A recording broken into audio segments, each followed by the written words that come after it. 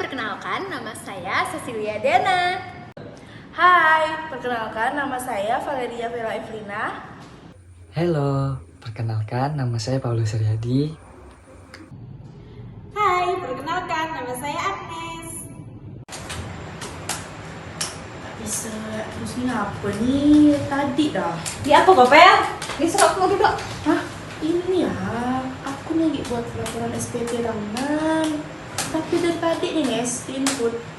Tak bisa terus. Tengoklah. Ada kesalahan nampaknya. Hah? Kesalahan? Apa Iya. ya? Nah, tahukah kalian ada beberapa kesalahan umum pada saat pelaporan SPT tahunan? Pada video ini, kami akan menjelaskan 5 kesalahan umum saat pelaporan SPT tahunan.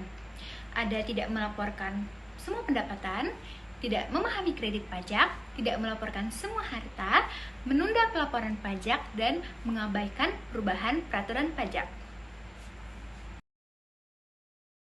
Tidak melaporkan semua pendapatan. Kesalahan pertama dan paling umum adalah gagal melaporkan semua pendapatan. Ini sering terjadi ketika individu memiliki beberapa sumber pendapatan, seperti pekerjaan paruh waktu, penghasilan investasi, atau pendapatan dari pekerjaan lepas.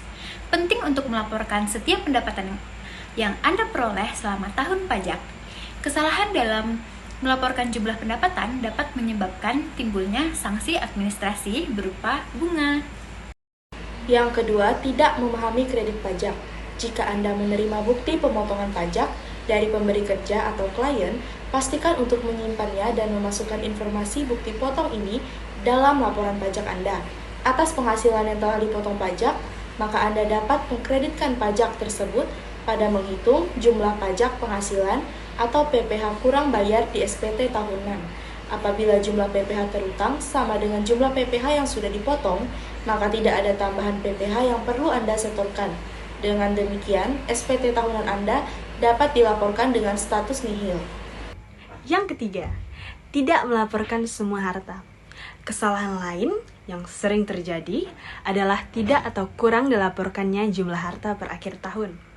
Apabila individu melaporkan nilai harta tidak sesuai jumlah yang sebenarnya, dan kemudian Direktorat Jenderal Pajak atau DJP menemukan data bahwa terdapat harta yang tidak atau kurang dilaporkan, maka DJP akan mengirimkan SP2DK untuk meminta penjelasan dari wajib pajak terkait perolehan harta tersebut. Jika DJP tidak memperoleh penjelasan yang cukup dari wajib pajak, DJP juga dapat melakukan proses pemeriksaan pajak. Yang keempat, menunda pelaporan pajak. Menunda pelaporan pajak sampai menit terakhir juga merupakan kesalahan umum yang sering dilakukan. Tekanan waktu dapat menyebabkan kesalahan, perhitungan, dan pengabaian detail penting yang harus dicantumkan dalam SPT tahunan. Mulailah mempersiapkan laporan pajak Anda jauh-jauh hari sebelum tenggat waktu untuk memastikan Anda memiliki waktu yang cukup, sehingga Anda dapat mengumpulkan semua data atau dokumen yang diperlukan dan mengisi formulir dengan benar. 5. Mengabaikan perubahan peraturan pajak. Peraturan pajak sering berubah-ubah. Ketidaktahuan akan perubahan peraturan dapat menyebabkan kesalahan dalam laporan pajak. Misalnya terdapat perubahan tarif pajak, jumlah penghasilan tidak kena pajak, atau penghitungan kredit pajak. Pastikan Anda tetap mengikuti informasi tentang perubahan peraturan pajak yang relevan dengan situasi Anda ya.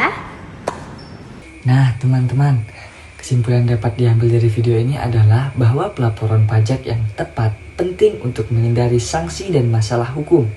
Untuk menghindari kesalahan-kesalahan tersebut, pentingnya bagi wajib pajak untuk bersikap teliti, menyimpan dokumen pendukung, mengikuti perkembangan regulasi, dan mempersiapkan laporan pajak.